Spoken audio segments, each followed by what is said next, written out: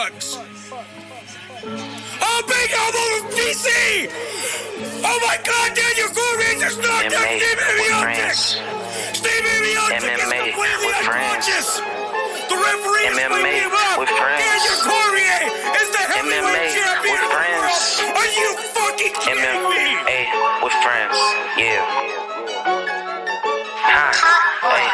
MMA with friends, we punching with the wind. You gotta understand, we floating like a bee and stinging like Ali. You understand this ring, get knocked out in them things. We undefeated, we the champs of the world. We really taking over, not worried about no girls. And you can understand how it really gotta be. And when we kick that fist in, you gon' really see, huh? Hey, put your heart and your soul in this game. When you step in this ring, don't be a lame. Everybody destined for a clout, man, fame. I don't understand, but we boxing in the rain.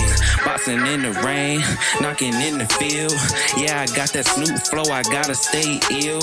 Everybody thinking about everything else, but when we in this ring, you gon' beg for some help. Cause I MMA with friends, we did it all again. We back in this game, we back just to win. We came to take over, got a kick-ass theme song on the way for show. A kick-ass game, man, we really got the flow. Yeah, we boxing out. If you understand, then you know just what I'm talking about. And we not trying to lose, trying to really win. MMA with friends, yeah, we did that shit again. And yeah, I'm back like I never left. And I'm back cause I don't need no book off of stuff to tell me where I'm really, really at. MMA with friends, that's how I act. Oh my God, Masvidal, it's all over! Whoa! Masvidal, man, it's like you got knocked the fuck out! Masvidal just shocked the world! Hot boy. That was incredible! You just did possibly the fastest knockout in the history of mixed martial arts!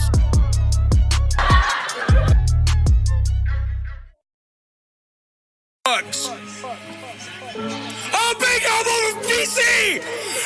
Oh my God, Daniel Cormier just knocked out Stephen Miocic! Stephen Miocic is completely unconscious! The referee is picking him up! Daniel Cormier is the heavyweight champion of the world! Are you fucking kidding me? MMA with friends, yeah. MMA with friends, we punching with the wind. You gotta understand, we floating like a bee and stinging like Ali. You understand this ring, get knocked out in them things. We undefeated, we the champs of the world. We really taking over, not worried about no girls. And you can understand how it really gotta be. And when we kick that fist in, you gon' really see, huh? Hey, put your heart and your soul in this game. When you step in this ring, don't be a lame. Everybody destined for a clout, man, fame. I don't understand, but we boxing in the rain. Boxing in the rain, knocking in the field. Yeah, I got that Snoop flow, I gotta stay ill. Everybody thinking about everything else, but when we in this ring, you gon' beg for some help. Cause I MMA with friends, we did it all again. We back in this game, we back just to win. We came to take over, got a kick-ass theme song on the way for show. A kick-ass game, man, we really got the flow. Yeah, we boxing out. If you understand, then you know just what I'm talking about. And we not trying to lose, trying to really win. MMA with friends, yeah, we did that shit again. And yeah, I'm back like I never left. And I'm back cause I don't need no book off of stuff to tell me where I'm really, really at. MMA with friends, that's how I act. Oh my God, Masvidal, it's all over! Whoa! Masvidal, man, it's like... Hello everybody, what's going on? Mike of Fights with Friends here. We got a lot going on this week. We are on the eve of Khabib Nurmagomedov versus Dustin Poirier. We have a lot of trivia tonight, and sorry for the late entrance there. Young David had a, well, it was actually my daughter. It wasn't even really his party, but it was my daughter's go back to school party. He had some friends come in here and decided it'd be a good idea to trashed the office and I didn't get the memo and just walked in on time to see it. Paul or KSI. Is that really happening? Like, again, can we actually get some real fights on sometime? Like, Khabib is fighting Dustin Poirier and people really care about... probably KSI, though. If you're going to make me choose. If you're going to make me choose, I'll say KSI. Because I hate Logan Paul. And all the Pauls. If your last name is Paul, I don't like you. No. So many things to think about with Khabib Nurmagomedov and Dustin Poirier coming up this week. Something that's kind of been overshadowed a little bit is a great co-main in Paul Felder versus Edson Barbosa. I mean, that is dynamite. That fight is absolutely insane. I mean, I don't think there's any way that that's going to be boring. I'm not going to, I'm not going to curse it. I won't say the cursed phrase, but I think that fight's going to be very, very good. And then Darren Till. You guys see Darren Till? Let's talk about him first. Darren Till looking swole at 185. That guy has been lifting some heavy weights. He is packing on a lot of muscle. He was on Ariel Helwani's MMA Hour this week.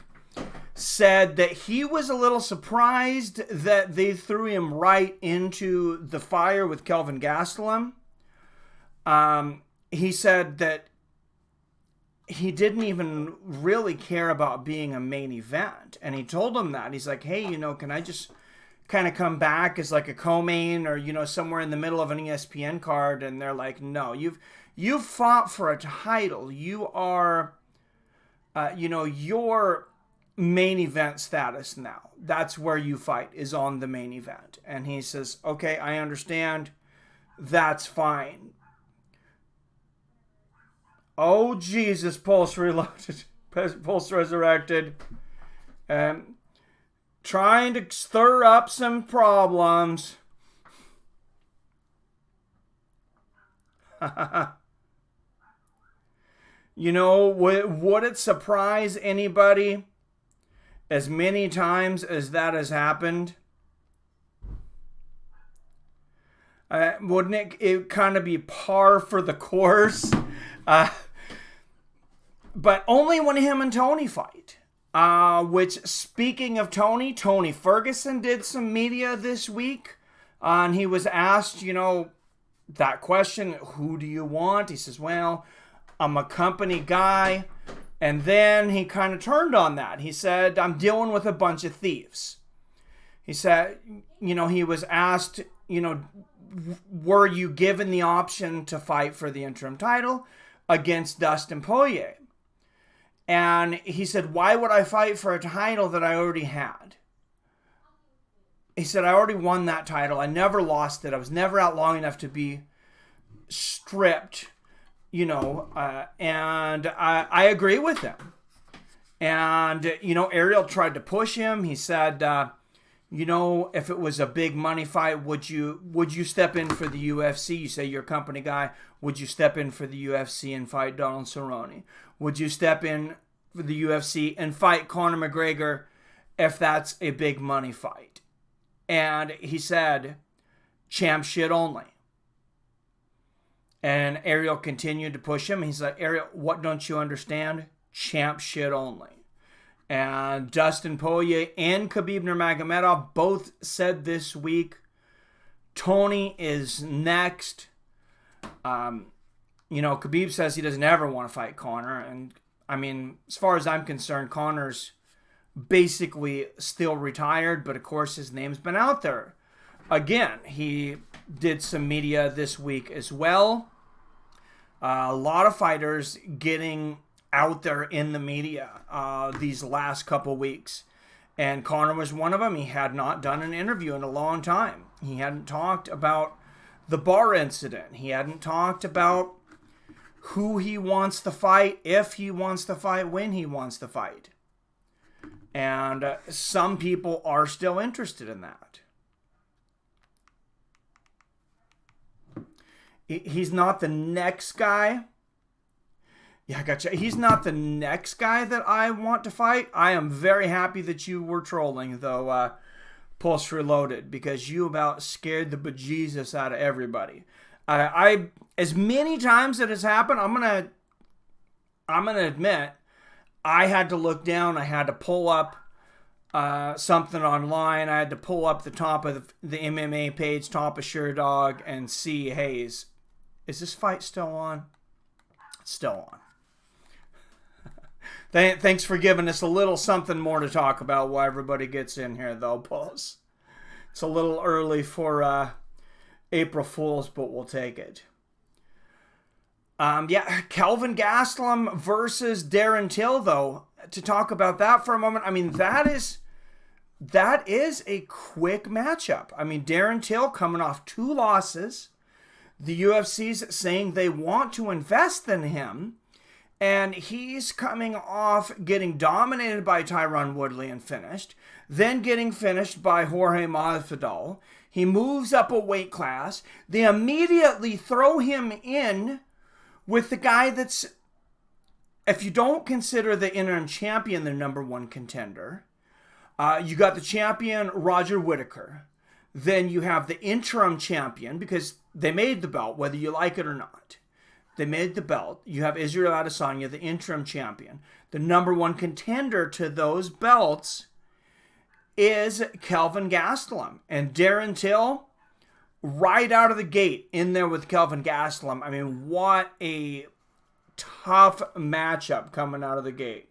Oh, it's super, super scary, man. Yeah, he needs a win. Kelvin is sketchy for him, and I agree with you, man. He talked about the fact, he's going to have a reach advantage. Kelvin deals with that all the time, but that's nothing new for Kelvin. I mean, look what he did with Israel Adesanya's reach. He didn't lose that fight because of Adesanya's reach. And that fight was very close. He did just fine getting inside Kelvin's reach. And it got to be very, very interesting. I've been breaking down this Dustin Poirier versus Khabib Nurmagomedov matchup, though. I'm not even ready to do a pre-fight thing on him because I want this to be so detailed. But here's some of the things that I pull out of this so far. Dustin's takedown defense is only about 69%. Khabib's is closer to 90%. But surprisingly, both of their takedown accuracy is extremely similar. It's like a few points off. Dustin obviously doesn't go for near as many takedowns. He averages about a strike and a half more per minute. What's going on, Zoltan? Till lost his swag to Wonder Boy. Yep, Dustin has good subs. Yeah, Dustin has good subs. I watched a few of these guys' fights today because I ended up being in a hospital for a lot of the day. Not for me, but my mother-in-law just getting some tests and stuff. Nothing major. But anyways, I had some time to kill, so I was watching. I watched the Khabib Nurmagomedov Ally Quinta match. I watched the Dustin Poirier versus Jim Miller match to see is Jim Miller going to be able to take them down. Jim Miller kind of took him down once in that fight. Poirier immediately reversed it. Poirier shows he can roll. Something I did see in that fight is Jim Miller transitioned very quickly to get the back, and Dustin was a little slow reacting to it. It was maybe one of his first, I don't know if that was at 155 or at 145. It may have been one of his first fights at 155. So if that's the case, maybe he was a little slow. He definitely wasn't slow on his feet. I mean, Dustin has amazing reaction time. He's amazingly athletic. And, there was no problems in that department. He lasts long. You watch that Ally Quinta fight with Khabib Nurmagomedov. Let's break down Khabib Nurmagomedov. Khabib took down Ally Quinta continuously in the first round. And Al got up a couple times, Khabib would just bring him right back down. Just full of energy, completely dominating. And one of the things that Khabib did that may give, well, there's a few things here. One of the things that Khabib did that's going to give Dustin some issues, I believe, is Khabib will go very low for that ankle pick. And he will be relentless on grabbing that foot, going low. Something he did on Jim Miller is he caught one of those kicks, or excuse me, not Jim Miller, Al Iaquinta, is he catches one of those kicks. And generally he will come in and he will push forward and he'll try to whip the other foot out. He judged the way that Al was shifting his weight, and he could see, I think, that Al was expecting Khabib to move in and go for the sweep, and Al actually backs his foot up to stay away from the sweep. So what Khabib does is he lifts Al Iaquinta's head, basically foot up, almost up over his head, basically makes him do the splits until he gets complete leverage on the bottom of Al's foot. And you could rewatch this in that fight. It's on YouTube, I believe, right now. He pushes on the bottom of this heel. So from Al's heel, he's basically power cleaning or squatting at this point. He's able to get under Al's heel and then get a running start and shove all his weight and strength up into Al's leg and push him. And there's nothing Al can do. There's absolutely nothing Al. I don't think there's anything anybody could have done there. They're going down. If he does that to Dustin, he's going down. And Dustin throws an awful lot of kicks. And in fights in the past, he's gotten an awful lot of those kicks picked off. And Khabib, he only needs a small graze of that foot. He just needs to get one hand on that foot, and a large majority of the time, he ends up getting the takedown. Dustin Poirier will lose just like everyone who did, my humble opinion, against Khabib. I think Dustin is a good money bet. Man. So I continue to watch this fight. I continue to watch to the fourth round, and I'm talking about my foot was a balloon. Remember Conor in the first round talked about he basically let Khabib, he didn't let Khabib take him down, but he didn't waste a whole lot of energy trying to get up at least the first round.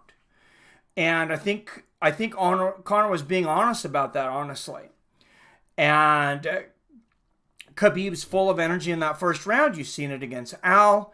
Now about halfway through, towards the end of the fourth round, last 2 minutes of the fourth round, about the time that Khabib stopped Conor, a little after that in the fight, Al starts to pick up, starts to have more energy at times.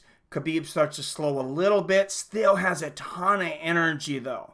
I mean, it's still going to be tough for Dustin to deal with. He struck with Al, but Al definitely hit him. He definitely hit Khabib a lot. Khabib, he showed some weaknesses. That's a good fight, I think, to watch. And Al Iaquinta coming in on very, very short notice. Didn't even have a fight scheduled. The way he was able to come in, he was able to get his fists on Khabib. He was able to stop a lot of those takedowns. He was able to land shots on him. All of the things that Dustin's going to be able to do, and I think Dustin's going to be able to do them more effectively. And I think he's a live dog. I think you're right, Zoltan. I think he's a live dog.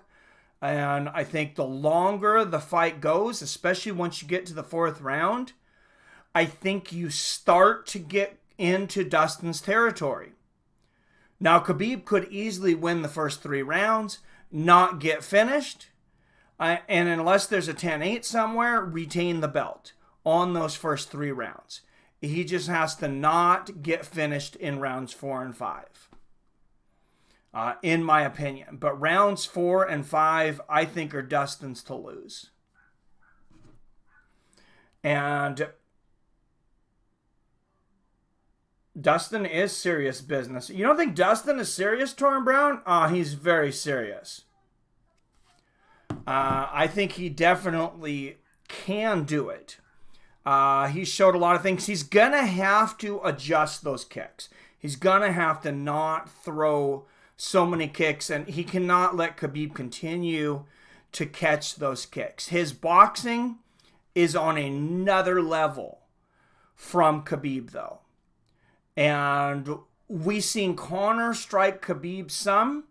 We seen Khabib. Remember when Khabib hit Conor and knocked him down? He caught him off balance because Conor was looking at the takedown so much. Dustin Poirier, I believe, has the ability to get people into a firefight that do not want to get into a firefight more than maybe anybody in the UFC. The only person the only guys I would maybe compare him to is Justin Gaethje, Donald Cerrone, maybe Tony Ferguson. But Dustin is right there with those guys. And he made Jim Miller get into firefight. He's made everybody get into a firefight. And why do I bring this up? How does he make Khabib get into a firefight? What did Conor not do? What did Khabib not respect about Conor besides, him as a human? Obviously, he didn't respect his takedown defense. He thought he could drive through him. But he did not respect Conor's takedown ability. He knew Conor was not going to try to take him down. If I'm Dustin Poirier, just like rounds 4 and 5 are Dustin's to lose, rounds 1 and 2 are Khabib's to lose. So I think Dustin's got some room to play around in there. I think he can play some Floyd Mayweather, especially in that first round, kind of calculate, kind of learn Khabib's movement. But one of the things that I think is important for Dustin to do early and often is go for takedowns against Khabib Nurmagomedov. That's correct. I think Dustin Poirier needs to aggressively fight for takedowns against Khabib Nurmagomedov. And you're going to say, Mike, you're crazy. This is exactly what Khabib wants. Khabib's going to be going for the takedown. You're not going to get through the first 2 rounds without Khabib taking you down anyways. Something else that Dustin does very, very well, if you watch his fights, I believe he does this better than anybody in the lightweight division, and this is to throw monstrous combinations out of the clinch. And not just out of the clinch, but out off of sprawls when he stops a takedown defense, or when he stops a takedown. And he doesn't throw soft shots. He doesn't throw 1 or 2 shots. He throws 6, 7 shots that if they connect, they're meant to hurt somebody. And I don't think he's going to worry a whole lot about Khabib finishing him in the first couple rounds. That's the big thing. If somebody's going to finish somebody, I think it's going to be Dustin.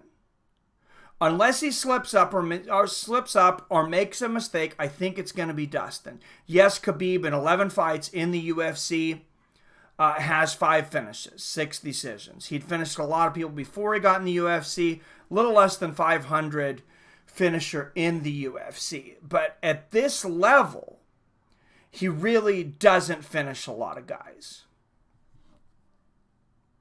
When he fights the very, very best. All right, I'm going to go to your guys' comments and address some of this. Only one person who can beat Khabib, and that's Tony Ferguson. It definitely ain't Dustin Poirier. While Torrin Brown's definitely not on the Dustin train. You think Khabib's dad being there, first time ever, will make him fight better, or pressure and distraction, more mistakes? As much as it does anybody, I think Khabib is just so focused. And if Khabib's smart, and he definitely is, he's a very intelligent guy. Even if he doesn't, speak a lot of articulate English, so we don't get to hear a lot of it because it's his second or third language, maybe even. I think he's going to have his dad there. He's going to be around him a lot. And this is what I think fighters, when they fight in their hometown, if you're going to fight in your hometown, I think you either need to ignore those people outside of the cage, or you need to bring them to your sparring sessions. Get comfortable with them being there. I think Khabib needs to have his dad. If his dad's going to be sitting cage side, have his dad sitting cage side during every sparring session that he can be. Have his dad watching while he's training. And his dad's trained with him his whole life, so I really don't see this being a big problem. Khabib is a guy that, he's very in control of his motions most times. I mean, we've seen he can be broken, when he went into the crowd and everything that happened with Conor. I think those were extenuating circumstances. MMA or not, we have this conversation how you should, how you said he would lose the max. That didn't happen. I think you underestimated, with all due respect. Yeah. Oh, we put a little on Felder. Really, that's a really good fight. Paul Felder and Edson Barboza. That's a really tough one for me to call. I feel like Edson Barboza has maybe lost a little bit of his mystique recently, especially after Gaethje, Gaethje basically out-Barbosa'd Barboza, beating him with his own weapon with the leg kicks. I also think Justin Gaethje is the most dangerous fighter at lightweight. I think if most fighters, if you were going to say, you're not worried about win or lose, just taking damage and just basically fear for your well-being, Justin Gaethje is going to be the last guy that people want to fight right now. Khabib will win all the rounds and retain that belt, but Tony Ferguson is going to expose Khabib. I don't know that he's going to expose him. Whoever Tony fights. And speaking of that, something interesting. Tony kind of seems to be leaning a little towards Dustin of who he wants to fight. And I don't know if that's because, that fight with Khabib has been canceled so many times. Maybe there's a little something underneath that he kind of buys into the jinx just a little bit. He says, he trained a little bit in that camp with Dustin, so that, that definitely could have something to do with it. But I did find that interesting. I thought that he would want to get in there with Khabib immediately. Both guys really good leading uppercut. Oh, yeah, you're not kidding there. They certainly do.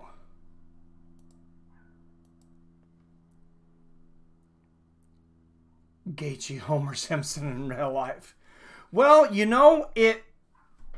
it worked. There was a guy that said that, and it didn't turn out real well for him. Actually, I think he called him Fred Flintstone. And that was James Vick. James Vick said fighting Justin Gaethje was an IQ test. And if that's the case, I guess James Vick lost the IQ test.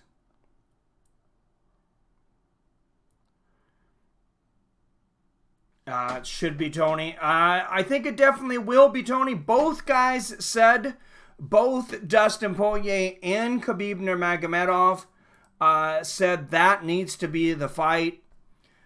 If they win, that Tony Ferguson's got to be next in line, and they even brought Conor's name up, to Khabib, and Khabib's, rightfully so, seemed pretty irritated. I think pretty much most fans are pretty irritated with Conor right now, and Tony doing that interview this week, his first interview in a very, very long time. He was pressed. Ariel pressed him, said, what happens if Conor jumps in front? Do you think there's any way that somebody else jumps in front of you for this title shot? And he said, my fans are behind me. There's no way they'll let that happen. And I feel like Tony's he's definitely started to get this cult-like following. That whole Tony Ferguson's the kind of guy too. It's kind of become almost like a Chuck Norris kind of quote. No one's beaten Tony. Tony, the type of dude to abduct aliens. Oh, that is great, MMA or nada. That is incredible.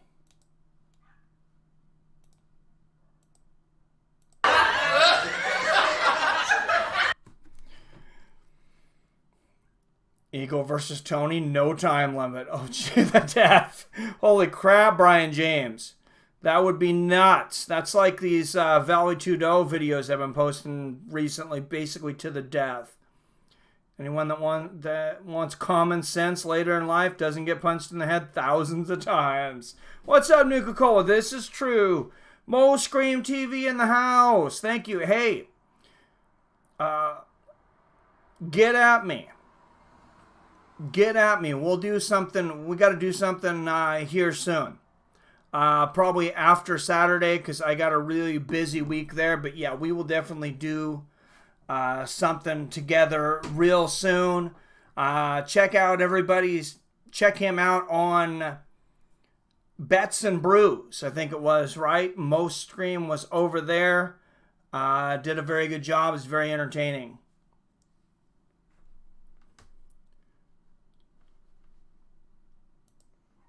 Torn around. Dustin smashed Justin.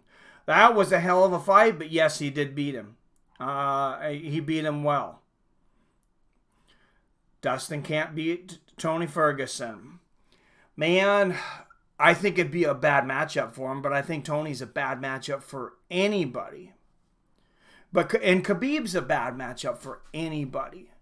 But I would favor Tony Ferguson. I'm with you there. I would favor Tony Ferguson against anybody in the world right now. And if you're going to go stylistically against anybody right now, I think the guy who has the best chance at beating him, even though he lost to Dustin Poirier, styles make matchups, I think it's Justin Gaethje. I think you're just going to get two guys trying to break each other's will for 25 minutes. And if you can't do it, I want to see the fight either way. Oh, Chrome Gracie versus Ryan Hall. That would be great. I like it. I think Tony's the most... Yeah, I believe he is too. All right, I think there's enough people in here to throw out some MMA trivia. So let's throw out the first... first question. Everybody refresh your browsers.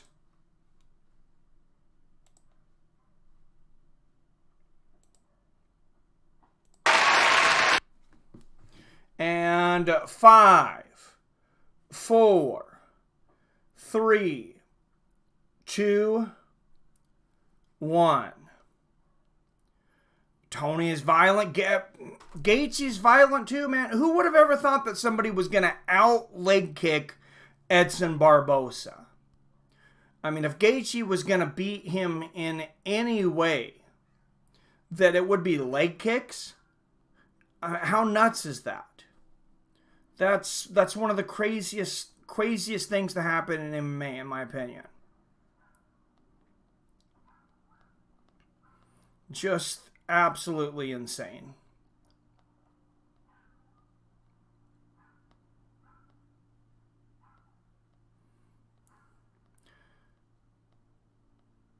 So I got to get through to this week's questions. Sorry, I was deleting a lot of these questions, but now I've started to save them because I want to put them all together in either a book or a calendar or something. Because some of them I get writer's block sometimes. It doesn't seem like it would be that hard to come up with new questions all the time. But to come up with new and engaging questions, sometimes it is. Tony versus Khabib 4 will be canceled. Reason to be announced. Oh, Jesus. All right.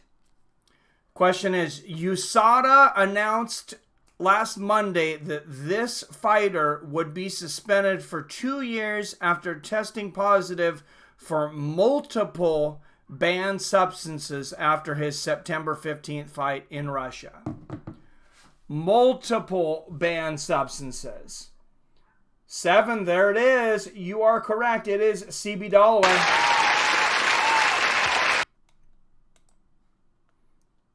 What's up, Billy Hughes in the house? It is Dalloway, and we're nearing the end of this season. I don't see Haterade 9 in here. He is leading almost an unsurmountable lead for the season, but I think he can be caught, especially if he doesn't show up. Did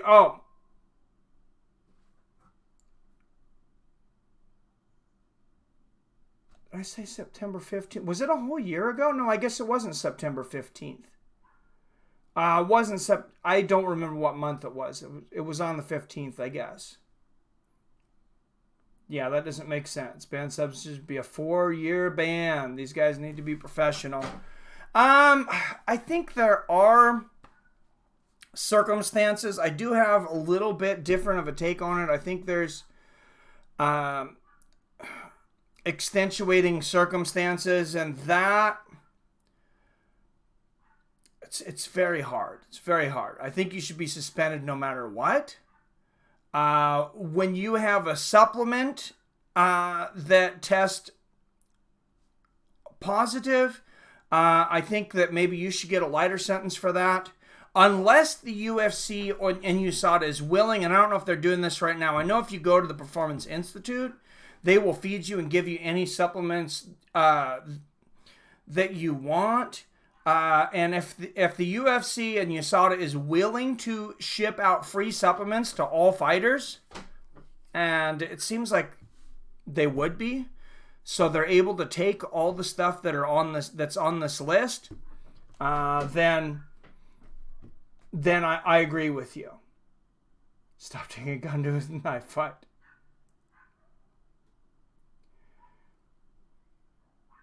Okay, Mac Thomas, I thought I read that. Yeah, I don't know why they took so long. Abusing the loopholes, the fact that UFC has been making money off their performance boost for years. They are abusing the loopholes. One thing came to mind, and this came to mind, and I'm going to say this first. This is not a fighter who was tested positive. Not a fighter who was tested positive, but listening to Jalen Turner's story when I interviewed him, and he talked about growing up poor and everything, how hard it was for him. He couldn't even afford wrestling shoes. He couldn't afford supplements. He couldn't afford vitamins, all this stuff. There's a lot of guys that they get to the UFC, and especially if they're in their first or second fight, they may not have enough money to go out and get supplements or to replace supplements. So maybe they have a supplement that's sitting around that's 3 years old. Maybe it's even been put on the banned list, or it's been recalled. Not the USADA banned list, because they should be looking at that. But maybe it was even recalled and they didn't notice it, and you take this protein shake. And, I mean, I know it seems like they should never do it, but some of these guys, they're starving. I mean, they're literally starving. They're literally paying more to go through their training camp, some of them, at the very, very beginning than they're making. Oh, yeah, cheap supplements are definitely oftentimes the culprit, and I like to see these supplement companies be held responsible. Was interesting that it was on Yoel, that Yoel was the one that ended up winning the lawsuit, and I was kind of surprised that it was Gold Star Performance, because they're one of the more well-known supplement companies. But maybe that gives them less of an excuse, though, because they had the money, they had the backing, they can actually afford to pay for that lawsuit and not go bankrupt. That's how well they were doing. one of the top supplement companies in the world as far as sales and revenue. So absolutely no excuse for those guys. But yeah, up and coming fighters. I think that the way that they do this, I mean, they're spending $11 million on testing USADA. When you sign a fight with the UFC, when the UFC calls you, then they send you supplements immediately. First of all, before you can accept the fight, you're supposed to be in the USADA testing pool for, 9 months, Billy? I think Billy would know this. I think like 9 months. And so how are they calling guys up from other organizations on, 10 days notice, 14 days notice, like we've seen, if somebody else, when they're coming up, has to be in the testing pool for 9 months? This, that gets very interesting.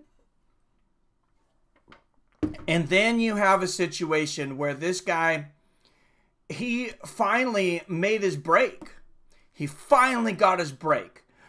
His life is made. He's been fighting on the under circuit for $500. He's been fighting amateur for free. He's been fighting for promoters that skipped out on purses, which still happens to this day, believe it or not. Promoters skip out on paying fighters after fights. And they finally get their break. And they weren't even in the testing pool. And they're responsible for everything that's in their body. And they're responsible for everything every supplement company has ever done that they've taken that could still be in their body. Documented about foreign companies not scrubbing their vitamin tanks well. I've heard about this. What do you have a link to that? Is it on YouTube or is it on Netflix? I have not watched it. I would like to watch it. Testing pool refers to fighters coming out of retirement. Okay, so why would it not be to people coming into the UFC though? Current fighters signed on short notice are still taking drug tests, where retired fighters are not taking any drug tests. Okay, that's true. But what I'm talking about, Billy, though, is, and this still happens, I believe it happened not that long ago, is somebody falls out and you pull somebody that just got off their contract from the LFA or PFL, which I believe they just grabbed somebody from PFL. And then they're responsible for, maybe I'm wrong. Maybe they're not pulling people from, maybe that's old news. Maybe I made that up. But I know they used to do that a lot. They would grab somebody. Well, they did it in Canada. They did it. My friend Kyle the Monster Nelson over there in Canada, when they came in, they took him very, very short notice. Prospects should be on the program. What's up, Adam from Allen? That's a good, that's a good thought, Adam. Something I will give the UFC credit for in this Performance Institute, which I think this Performance Institute is only good things so far, and I plan on visiting it soon. I kind of have an invitation. There's some fighters that said that I could go in there with them. Whether that'll pass the sniff test with security, I guess I'll find out when I end up in Nevada sometime into this year or next year. But they're doing very good things for them. They're feeding fighters that aren't even in the UFC. They're allowing them to come in there to work out. They're allowing them to use all of this technology to test their hydration, to test their optimal weight, to test why they're, maybe why they're not gaining muscle, why they're not losing fat quickly. And then they feed them and they give them free supplements and all this stuff. And it's all good stuff. I see no negatives in the Performance Institute at this point. Tired fighters already signed to sort of testing. New fighters have not yet. That's a good point, Billy. That's a good point. But I believe that somebody came in and maybe they got a reduced sentence. I want to say it was that Russian heavyweight that just tested positive like a second or third time, and now he got a long ban. But I want to say the first fight that he fought in the UFC, he popped positive for. I thought somebody did. There's so many things to keep track of. All right, let's throw another trivia question out there and keep this thing moving along. Everybody refresh your browsers. And 5, 4, 3, 2, 1. And Comedic Genius is in the house. What's up, Comedic? Good to see you, my friend. Trivia and tacos. Tacos sounds good. That sounds delicious. I think I'm going to have me a steak later. But trying to stay away from the carbs. Deontay Wilder is set... Okay, this is the trivia question. Deontay Wilder is set to fight this heavyweight later this year. He gave him one of his toughest fights ever. I would say definitely his toughest fight outside of Tyson Fury. Deontay Wilder is scheduled to fight later this year against this heavyweight that gave him one of his toughest fights ever. Oh, there it is. I thought you weren't playing this year, Billy Hughes. Season's not over. Comedic Genius.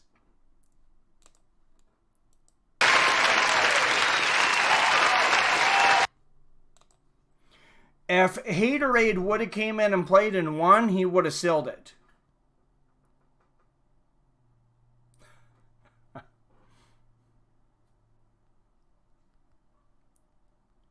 All right, you're good, Billy.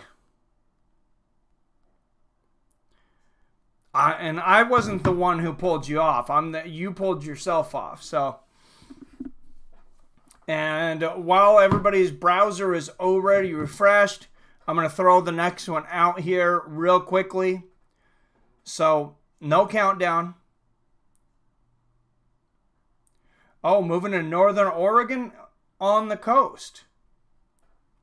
All right, sweet. Hey, if you're available, I want to give you a call after the show. So, if you're available and talk to you for a few minutes. You're going to be quite a bit closer to me if you're in Northern Oregon. Popeye's Internet. How is Popeye's Internet compared to Arby's Comedic? All right, let's throw this next question out there. This should be a speed test. This fighter recently said in his last fight, his foot was a balloon. What fighter said, "My foot was a balloon"?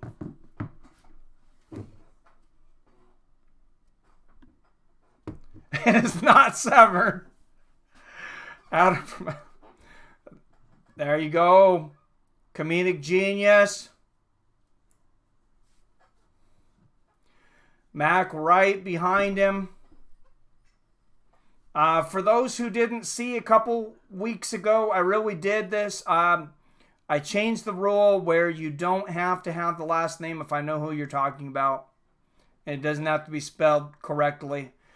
Mac 209 would have gotten it under the old rules, but this one, Comedic Genius gets it, and Comedic Genius has got 2 on the board here. Let's keep this going while we're already all refreshed. Let's jump into the next question. Who are the former kickboxing brothers who are now MMA trainers? These guys were brothers. One of them's running a highly successful MMA training camp, at least one of them. Anthony Pettis fights out of this camp, trains with these guys. There, Mac 209. Oh, and Mac got you this time, Comedic.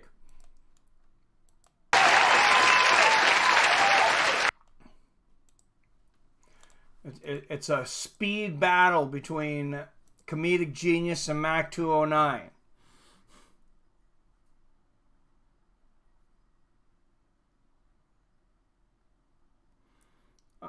All right, and I'm just going to throw this fifth question out quickly so we don't have to refresh again. This Irish UFC fighter had a solid career, but he started out as a pro boxer. He's also on The Ultimate Fighter, but he was a Irish fighter that started out as a pro boxer. Oh, Blades versus Shamil, that is a great fight, man. Great fight.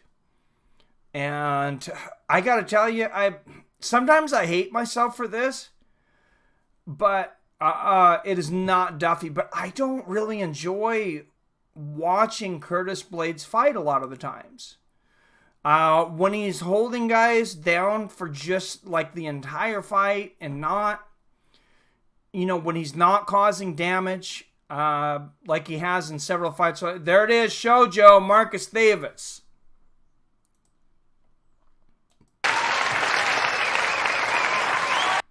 It's not that I don't like Curtis Blades. I definitely like the guy, but I just don't find myself enjoying his fights lately.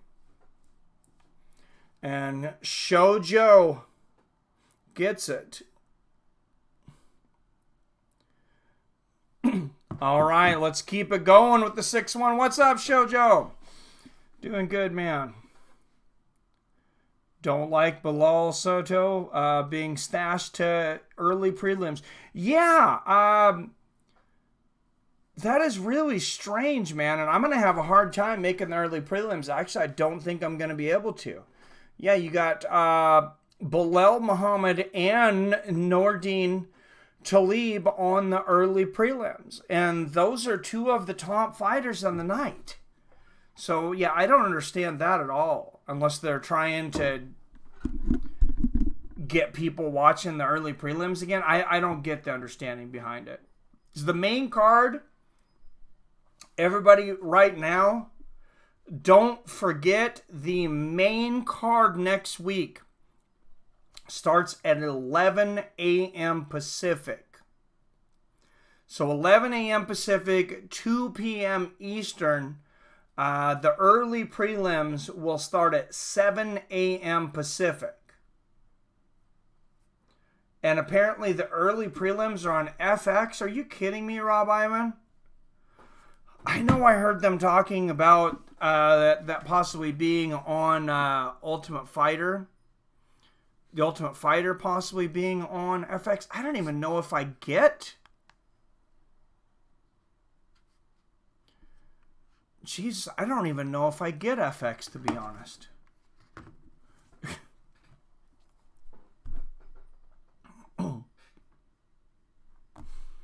All right, I'm going to throw the next trivia question out here, though. Yeah, that sucks.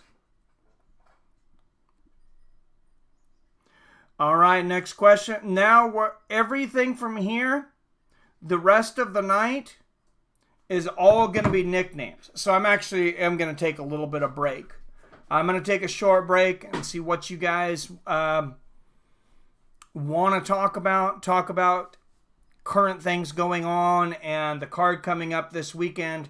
But here's what's awesome about this weekend. Here's what's extremely awesome about UFC Russia main card starting at 11. We get to cover all of Bellator because their main card starts at 7 p.m. Pacific the same day.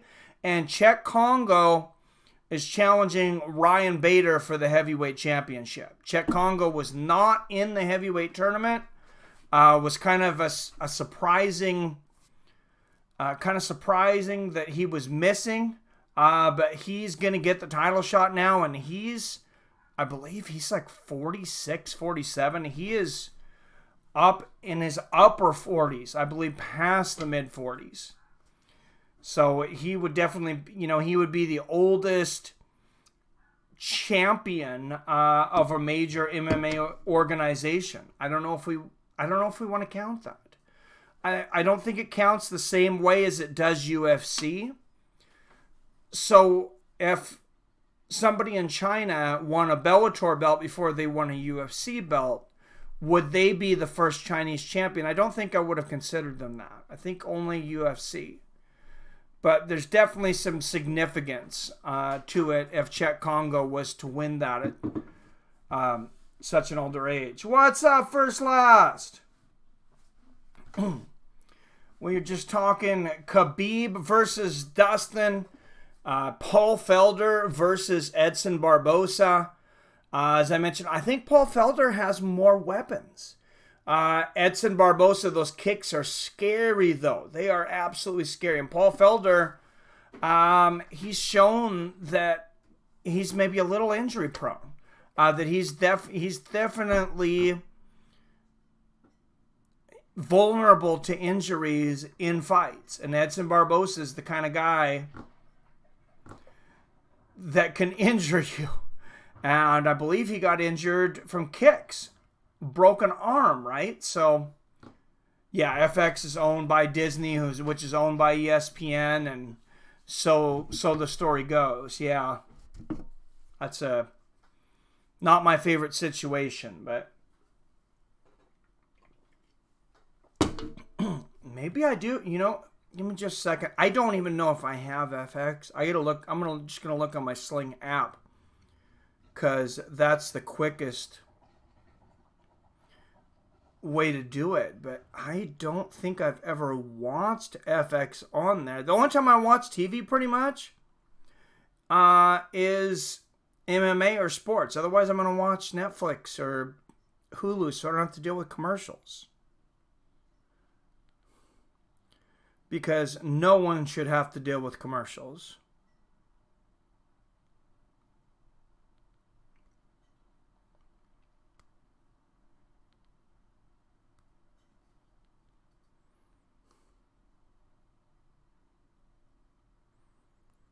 Sorry, guys, I didn't think this was going to take this long.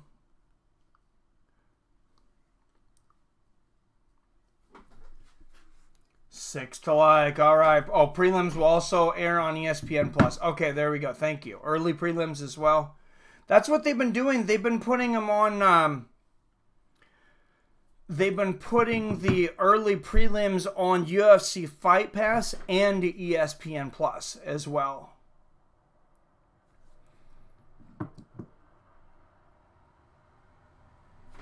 Can't see me.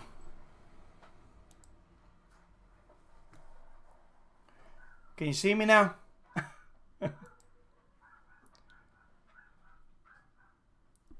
Sorry, this kind of got off into the corner here some.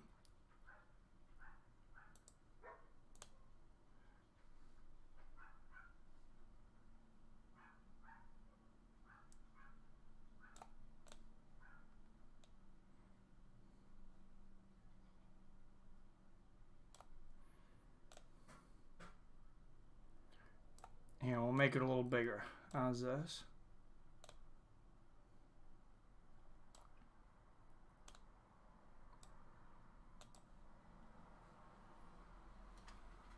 Even though we're over the MMA trivia now.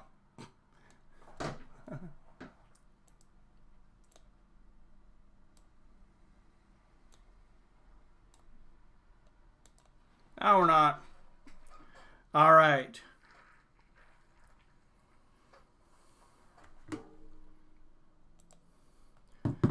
Yeah, I would really like to see that Nordine Talib fight, though, and I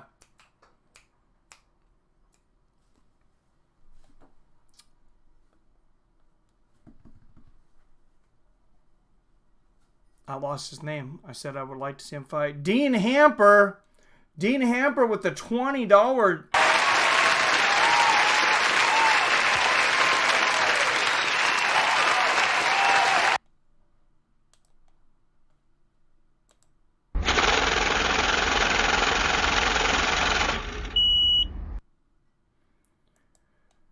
Dropping the $20 down. Thank you so much, Dean.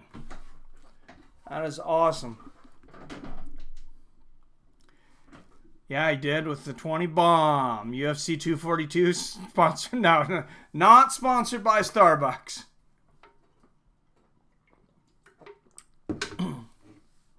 But yes, thank you so much. And next week, Dean, I was just saying UFC Russia, the main card for Khabib Nurmagomedov and Dustin Poirier. For anybody that doesn't know yet, it's going to be on the main card. Will be at 11 p.m. Pacific, 2 p.m. Eastern. So we can kind of watch that at 2 p.m. You got your day to go out, and then you can come back 7 p.m. Bellator comes on, main card, and Czech Congo takes on Ryan Bader for the Bellator Heavyweight Championship. Be drinking Why will you be drinking Starbucks? I'm boycotting Starbucks. No. Got work, probably only going to see the Khabib fight. Going to have to watch the card. Oh, that sucks. Yeah, that happened to me. I didn't get to watch the UFC China card at all. I had to rewatch the whole thing. Yeah, 11 a.m. pay-per-view start. That is correct, Rob. All right, guys.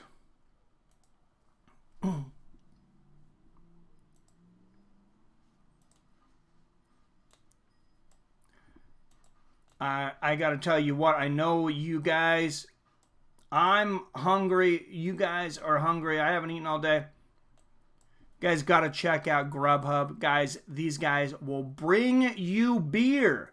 They will bring you pizza and beer to your casa. Whatever you want. You want Mexican food, you want Chinese food, you want whatever. They hooked us up big time.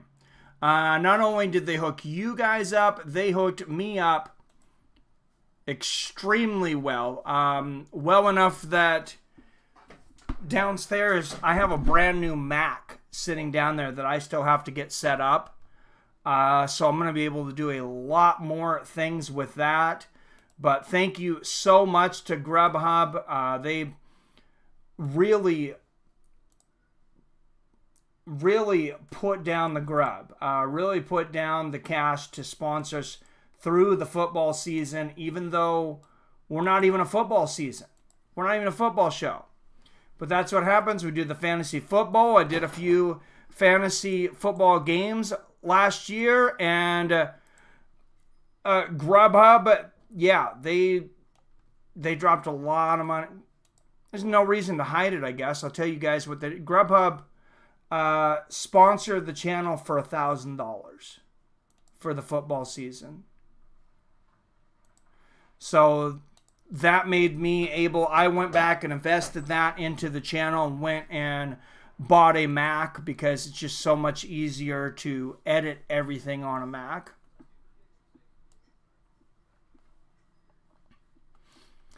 And you get $12 off your first order with them. $12 off of 20. So, all right.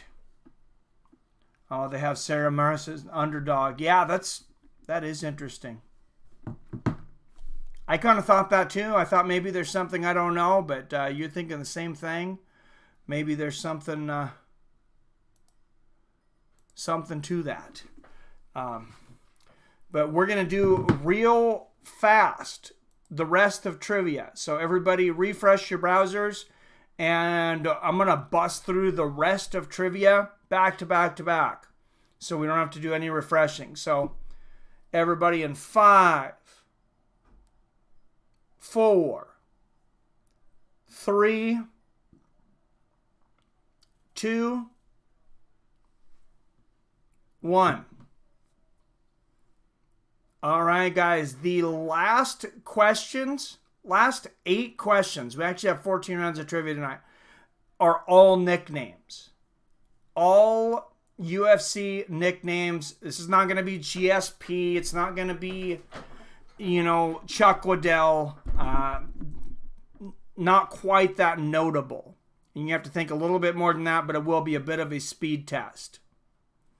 So I'll give everybody a second to get on the same page. Comedic Genius already jumping in.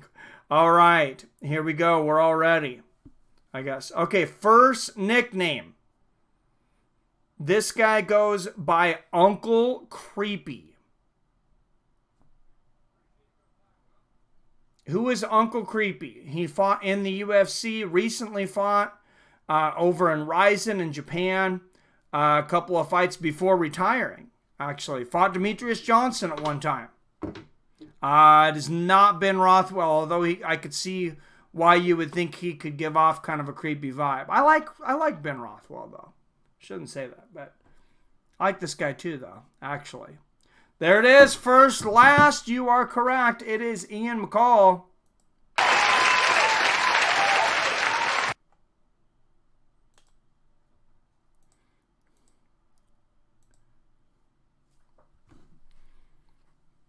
Oh, and comedic. Zoltan had just a second behind first, last. And comedic had it. But first, last gets the first one. All right, jumping right to the next one. Do not refresh your browser for the rest of the night. I'm going to bust through all these. All right, next nickname. They call this guy the Gracie Hunter. Who has the nickname of the Gracie Hunter? Fought a lot over in Pride. Eventually fought over in Dream and Ryzen. It is not Dan Severn. There it is. Comedic genius. Sakuraba. I believe Comedic Genius not only in the lead, building on his lead here. And Comedic Genius, you're actually in second place overall. Behind Haterade 9. So you could catch up.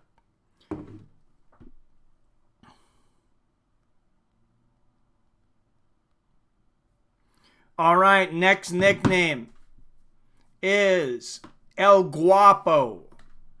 What fighter was known as El Guapo?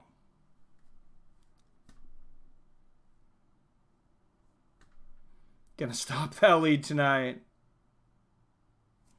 Oh, nice. You are correct. Mac 209 got it just before you, Comedic Genius. It is Boss Rutan.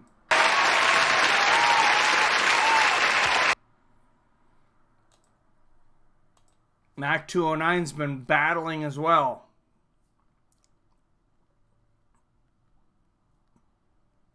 Him and Comedic going back and forth. All right. Next nickname. Chilean Seabass. Next nickname up. The Smashing Machine. Who was known as the Smashing Machine? If you watched some of these Valley Tudo videos I put up recently, that might have given it away. You should have heard that name if you watched the right ones. An incredible college wrestler. No, not War Machine. Mine in the bedroom. Oh, yeah, that is great. Who was the Smashing Machine?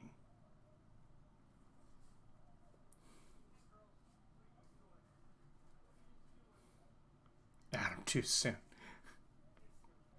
First Last, you are correct. It is Kurt First Last has got a few of these too. It's a competitive game right now.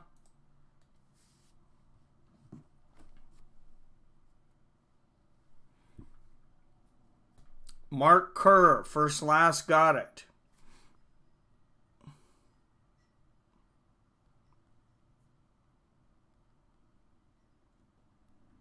All right, next nickname. The New York Badass. I think there may have been more than one guy to use this name, but he's definitely the most famous. Fought in UFC and not too long ago in bare knuckle, came back and fought in bare knuckle boxing. Who was the New York Badass? First Last. Phil Baroni. First Last making a commanding surge. I think your Popeye's internet failed you there, Comedic.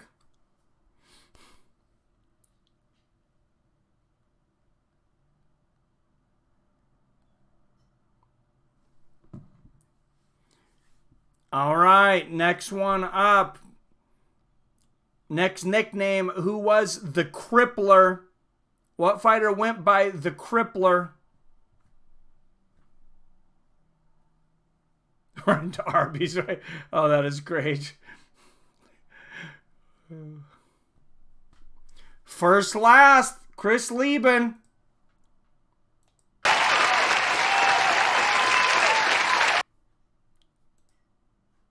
I love you, comedic, but we can't all wait for you to run to Arby's. Oh, you are right behind. First last again. All right, next nickname, the Polish Experiment. One MMA fighter's nickname was the Polish Experiment.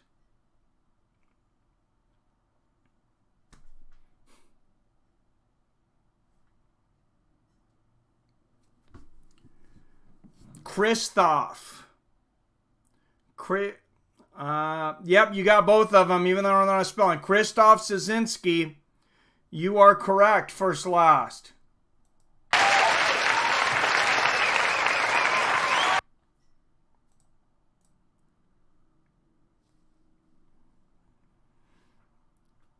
All right, this next fighter is known for being filthy. What MMA fighter is known for the nickname Filthy?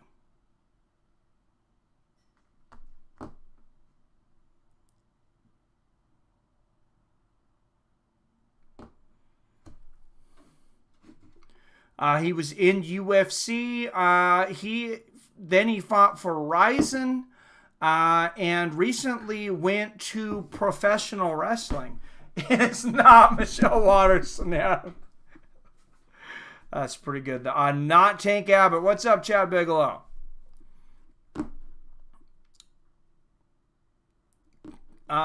Division. I can't think of the division. He fought in the UFC, though. I believe he fought in Ryzen. He also fought on the undercard of Oscar De La Hoya's one MMA fight, and now he's fighting in professional wrestling. And way back in the day, I think he actually fought Anthony Rumble Johnson.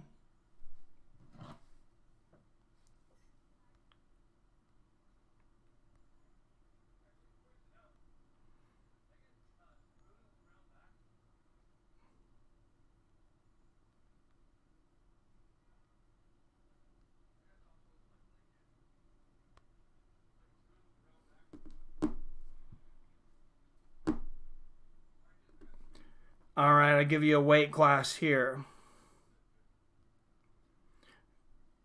Well, he recently fought in 205. He definitely did not start at 205. He's coming up as a 205er. He fought Darren Wynn, by the way, before Wynn, Daniel Cormier's sparring partner over there in Oscar De La Hoya's promotion, before being signed, before Wynn was signed to the UFC. White guy. All right, there's been enough time to Google it by now.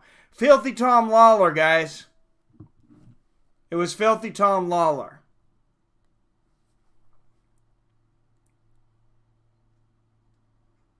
Yeah, Darren Wynn, protege of Daniel Cormier, had a really impressive debut recently. All right, last question of the night. Nickname, One Punch. What fighter's nickname was One Punch?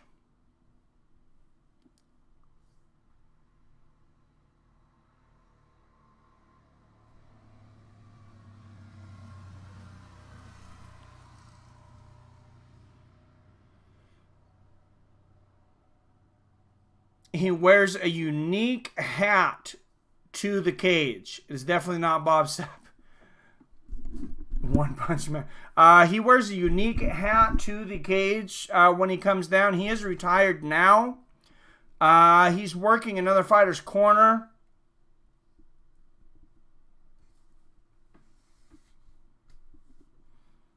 He got into some wars, though. Some absolute wars back in the day.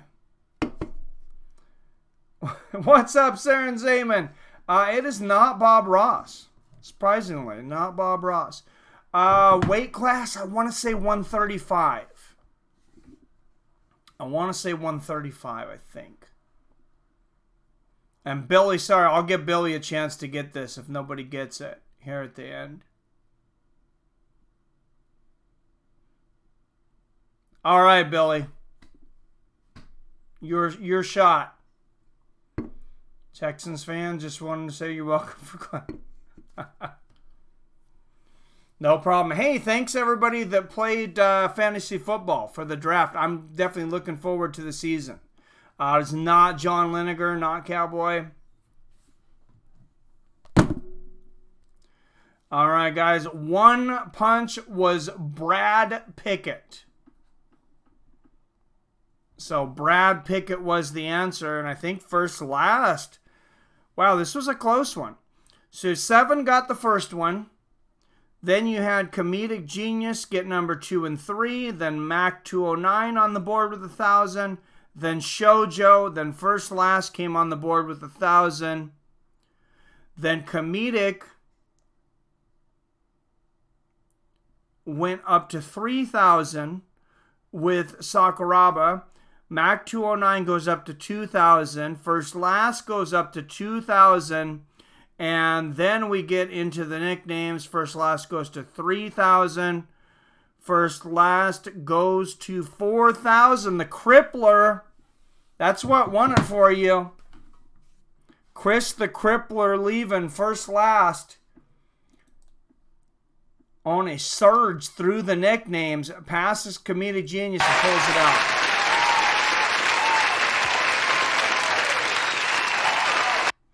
Good game, guys. Hey, no problem. Just glad you guys are interested. Let's go. I am live streaming the event on Saturday. I will be doing at least the main card. I don't know when I'll be able to get out of work. I know I'll have to be working until at least like 8. So I might catch the prelims. I will not catch the early prelims at 7. I know that. What's your prize? You win this week, and you're eligible for to win the trophy this year. And there is a trophy for fantasy football, for those of you that didn't know. All right. Nice. Yeah, I cannot wait for that. There are so many components, I believe, to that matchup between Khabib Nurmagomedov and Dustin Poirier and Paul Felder versus Edson Barbosa. Does anybody think that Czech Congo is going to beat Ryan Bader and become the Bellator heavyweight champion of the world? And speaking of that, I got to look up how old Czech Congo is. I seriously want to say he's like 46 or 47.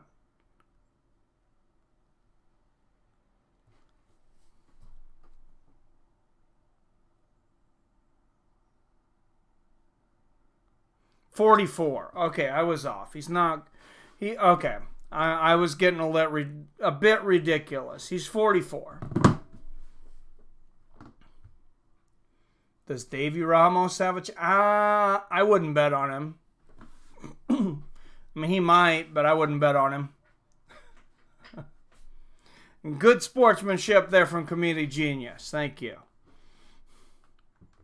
Who watched the Lomachenko fight, by the way?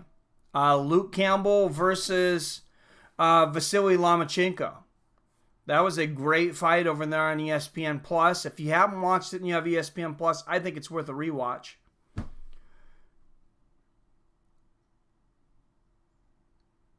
Oh, yes, First Last. The nice quote. If you want the nice quote, I will have it up for the stream. I will put it on there. All right. Guys, some of these offers that I've had come and go. As you guys know, but we've recently gotten a sponsor back, and that is Robinhood. Robinhood is back. Thank you, Robinhood, for coming back to us. Welcome back to the Fights with Friends family.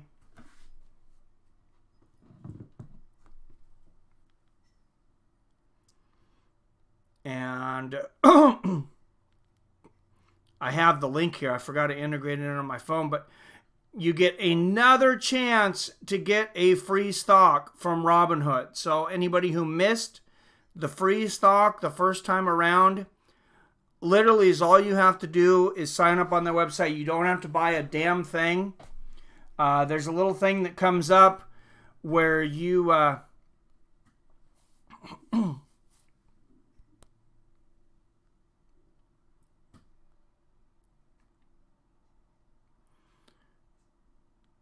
you'll have like 3 things that look like lottery tickets, or 3 doors.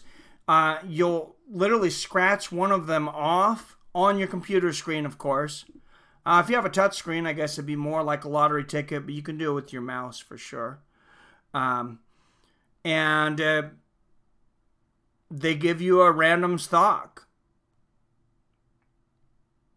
I've got a few Groupon. I got one. The most I got was like $12, but they were definitely our most lucrative sponsor last year, because they quite a few people took advantage of that.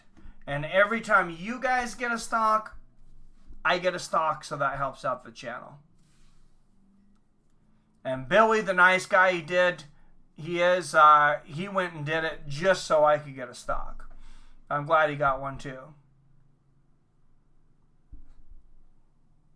Kevin Costner, Robin Hood, or Russell Crowe. Oh, Jesus.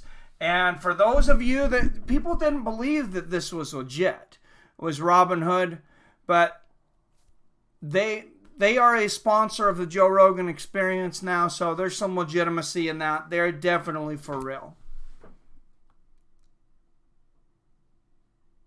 Costner, Freeman all day. Good movies, definitely for sure. Who wants a red pin? What's up, Haterade9? Haterade9, if you would have came in and won today, you could have clinched the trophy. The season would be over. You dropped the ball. You fumbled, Haterade9.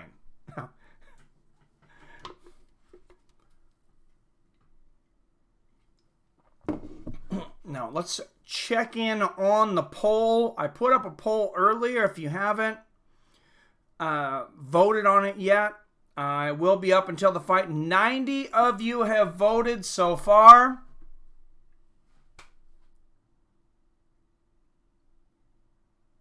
You've got 2 weeks. Lost track. I got you. I haven't played any of those games in forever. You got 2 weeks. Haterade9's got 6 weeks though. He's well ahead of everyone. Or 5 weeks, excuse me. 6 weeks would have been insurmountable. 17% of you said Khabib, said so far. 90 of you voted. 17% said Khabib by decision. 42% says Khabib gets the finish. Only 2% of you said Dustin Diamond by decision. 34% of you said Dustin gets the finish.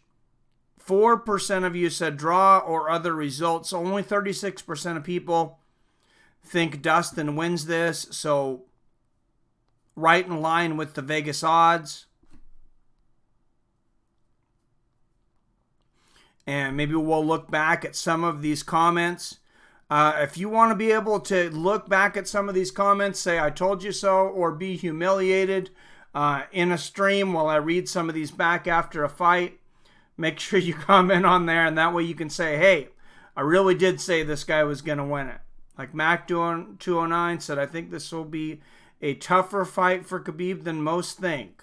At plus 325, I put a bill on Poirier. Ryan said Khabib all day. Stick One says, let's go Dusty. So mixed results, but most of you going for Khabib are 2/3. Thinking Khabib. Well, Weili Zhang, wow, man. She was very, very impressive. And remember, she took a shot. Andrade landed the first big hook in that exchange. But Weili landed a big shot. It reminded me a little bit of the firefight that Cody Garbrandt found himself in recently and got knocked out. But the difference in this one is Zhang put together a complete striking performance. She landed the big hooks, then she landed a big elbow. That tie clinch was extremely impressive, though. I mean, I couldn't help but think back to Anderson Silva on Spike TV in his debut against Chris the Crippler Lieben when he got that tie clinch and just decimated Chris Lieben's face.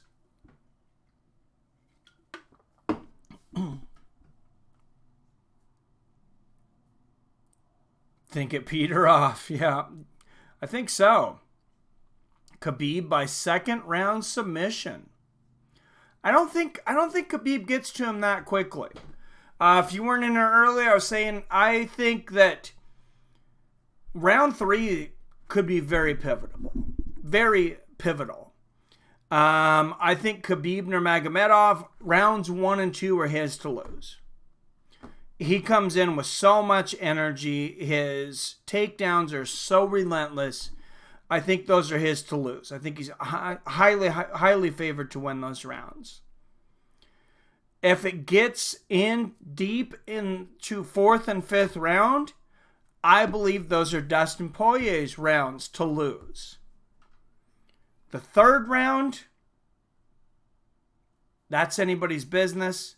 That's anybody's go. I think if somebody gets a finish, I lean towards Dustin. For the 3rd round, I lean towards Khabib. So if it goes towards decision, I'm with you guys. I lean towards Khabib. Definitely on a decision. I think Dustin has a good shot. If anybody has a shot of stopping Khabib, but it's hard to go against a guy that's never lost. And really, I don't know that he's ever lost a round. Certainly not on all 3 scorecards. Some people thought he lost 1 round to Conor, maybe. Dustin will hit the canvas in the 1st round with he'll definitely be taken down. What's up, Experiencer? And Dustin knows it. He knows he's going to get taken down. That's why I think Dustin Poirier needs to go for takedowns early and often. Because Khabib Nurmagomedov needs to respect the fact that Dustin at least has takedowns. Obviously, he's not as high level as Khabib. No one is.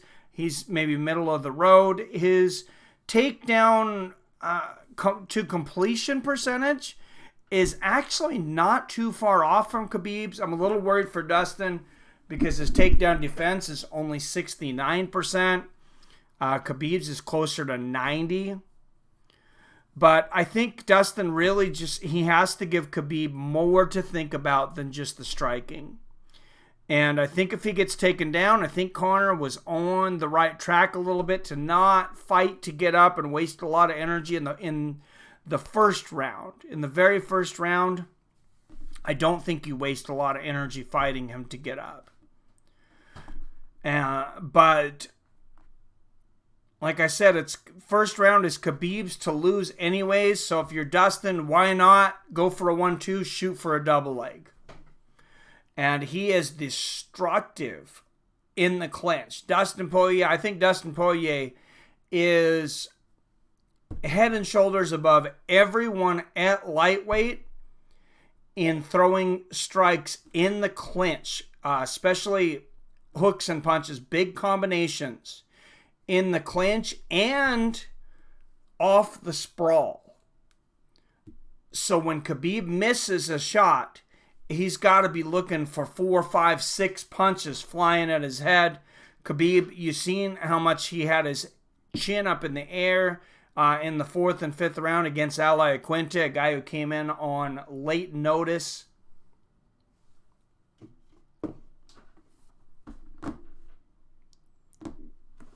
Might I don't think so.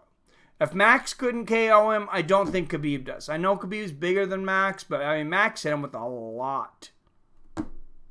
And Dustin's very accurate on the feet. He puts out a lot of volume, almost 6 strikes per minute. And I mean Khabib's like 4.5, but I think that's a little skewed because the majority of those are ground and pound, or a large percentage of them are ground and pound. Dustin's going to have to really discipline himself to be careful about the leg kicks, mix them in very sparingly, very low. I would say, I think he can get away with some low leg kicks though, because if he gets countered over the top with a right hand, I don't think Khabib's the biggest puncher. I think he just surprised Conor. Haterade says Khabib's stand-up is very underrated. It is underrated. I'll give you that. I mean, he caught Conor. He caught Al with some shots. I thought Al outstruck him. I mean, Al definitely didn't win any rounds, but I mean, he certainly tagged Khabib.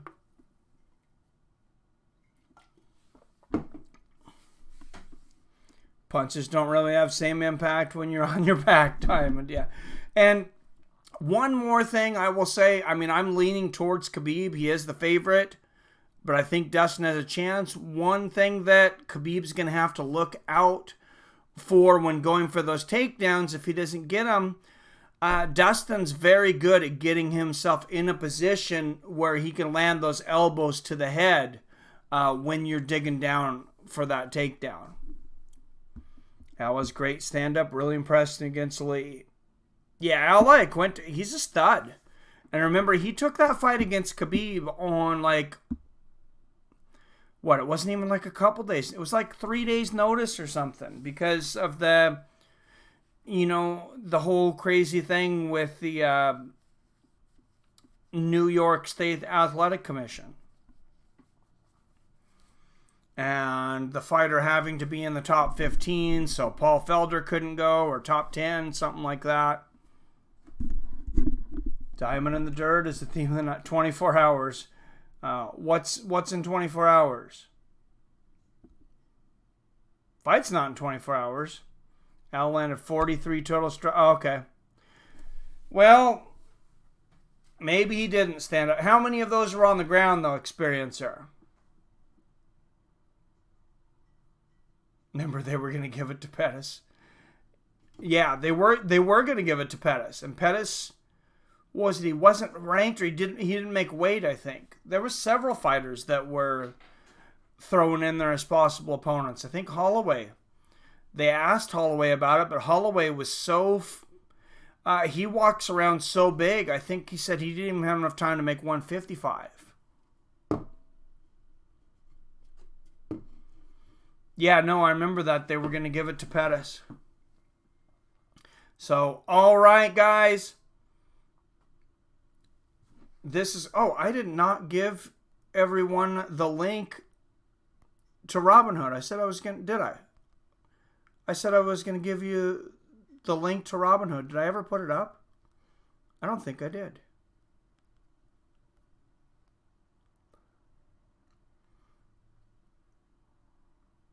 All right, go out there and get your free stock from Robinhood. Maybe I did, but I don't remember.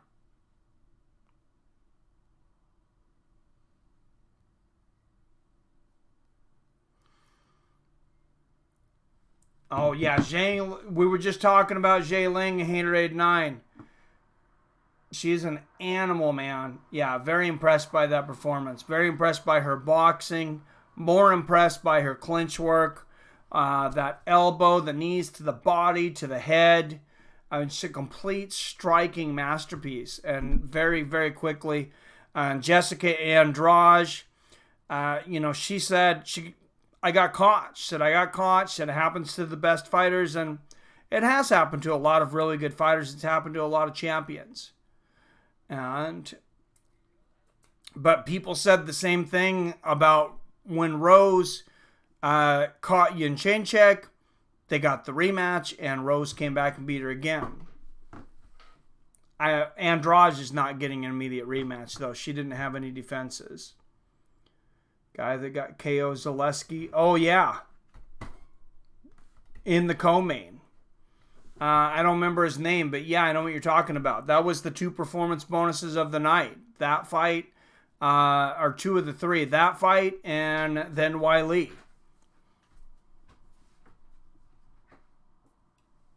Al landed 0 ground strikes, yeah. Well, yeah, he was never on top. I don't think he got any takedowns. I don't think he was attempting. And like I said, it was impressive that Al did anything because, they literally, it's amazing he could even get there in time. Guy had absolutely no training camp. Hats off to Al that he stays in good enough shape that he was at weight. That's amazing. Guy looks legit. China has some stars in the making. I hope so. We need some more guys. And there's a lot of stars coming up in this next fight. I think we're going to see some more Russian superstars jump to the forefront in this fight. I mean, this has just been a hotbed in Dagestan. These guys have been training. And now we're going to see it. Somebody talked about Shamil versus Curtis Blades. I think he's going to give him a very good fight. Of course, we already know about Nordine Talib. I'm going to bring up that card real quick, though. Just so we can all look at it.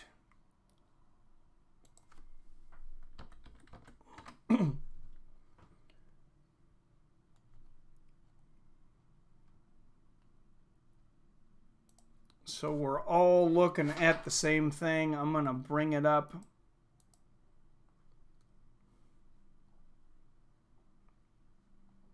At first, I thought this card was very weak, and then I looked into some of these fighters, and they're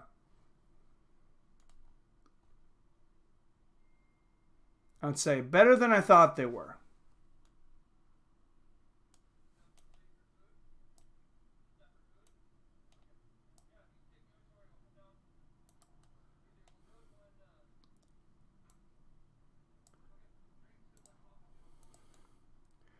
All right, here we go. Starting at the early prelims, I said this is Bilal Muhammad. That's the other guy I was trying to think of. This is kind of disappointing. Bilal Muhammad versus Takashi Soto in the very first night of the evening. BJ Penn's now 1-1 on the streets. Oh, jeez. Yeah, that's a very sad situation. But yeah. Bilal Muhammad versus Takashi Soto, and then Muslim Salikov taking on Nordine Talib. Those both in the early prelims. Apparently you can also watch it on Fight Pass. So maybe 3 places, FX, Fight Pass, and ESPN Plus. Why not? If you're the UFC, why not? Why not put it on more platforms? You're just trying to get people to watch the prelims and the pay-per-view and care about that. So put it everywhere you can. Put it on YouTube. Just the early prelims? Why not? Why not put it on YouTube?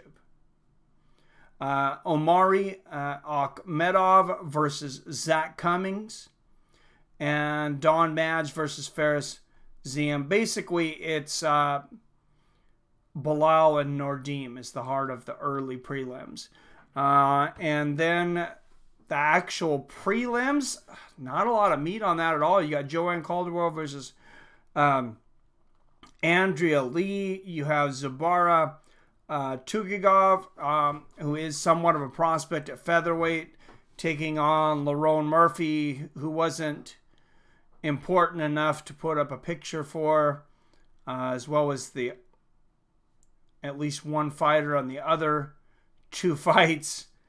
And we'll run to the main card with that. Sato isn't bad either, yeah. All right, main card, Diego Ferreira. This guy is always exciting to fight, taking on Merbek Tasumov. But then Shamil Abdurakhimov taking on Curtis Blades at heavyweight. I expect Shamil to give Curtis a big run for his money. Islam Makhachev versus Davy Ramos. Makhachev's another one of those top prospects out of Russia. Then the co-main event, Edson Barbosa versus Paul Felder. Striker's Delight. And then, of course, the main event, Khabib Nurmagomedov versus Dustin Poirier. If you haven't voted on that poll for who you think's going to win that fight, it's up on Fights of Friends right now. And for anybody that hadn't noticed, the fight, got the second most views ever on Fights with Friends is Khabib Nurmagomedov versus Al Iaquinta. So even though he wasn't fighting a top guy,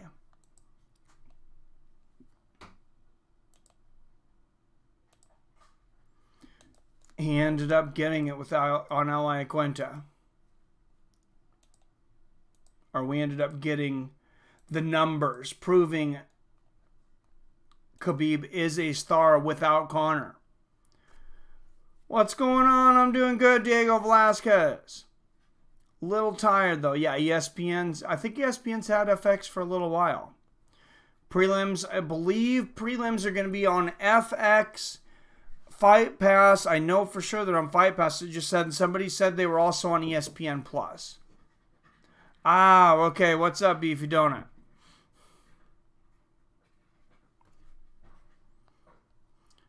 And anybody who sends us a request for our Facebook group, by the way, if it's going to be a name that I don't recognize, especially if your Facebook is pretty new, make sure and say who you are inside the chat.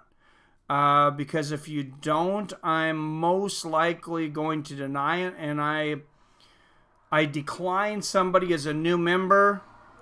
I think it was like yesterday or the day before, and then I seen them in the same name in the MMA Trivia.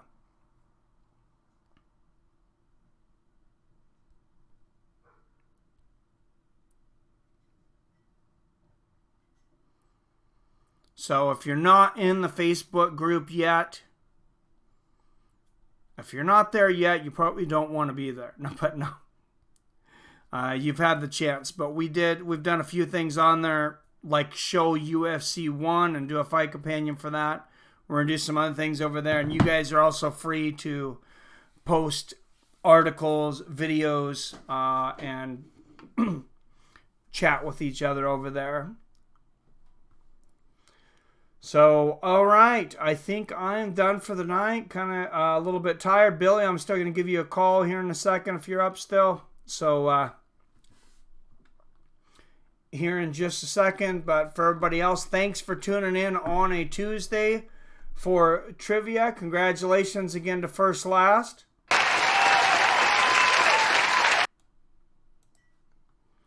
And I cannot wait till Saturday. It's going to be crazy, guys. As always, I love you. I respect you. And I'll see your fine asses later.